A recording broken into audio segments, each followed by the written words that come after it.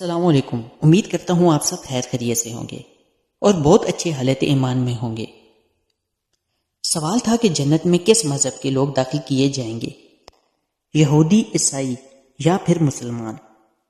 اس سوال کے جواب کے لیے تینوں مذاہب کے علماء کو مدعو کیا گیا۔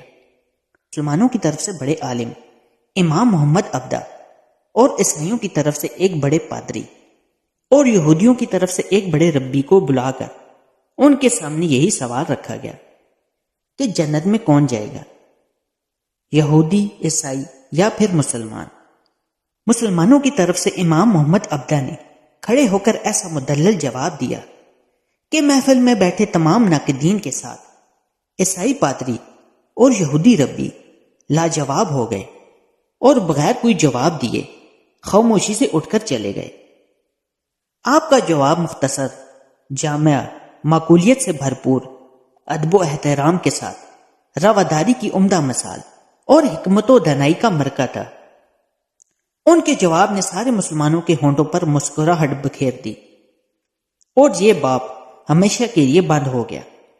آپ نے فرمایا، اگر یہودی جنت میں جاتے ہیں تو ہم بھی ان کے ساتھ جنت میں جائیں گے، کیونکہ ہم ان کے نبی حضرت موسیٰ علیہ السلام پر ایمان رکھتے ہیں اور انہیں اللہ تبارک و تعالیٰ کی جانب سے اپنے بندوں پر نبی مبعوث کیا۔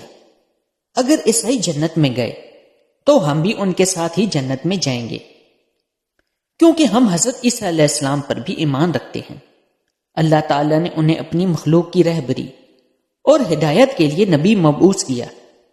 لیکن اگر مسلمان جنت میں گئے تو ہم صرف اللہ کی رحمت کے ساتھ اکیلے ہی جنت میں جائیں گے، ہمارے ساتھ کوئی یہودی اور عیسائی نہیں جائے گا، کیونکہ انہوں نے ہمارے نبی حضرت محمد صلی اللہ علیہ وآلہ وسلم کو نہیں مانا اور نہ ہی ان پر ایمان لائے۔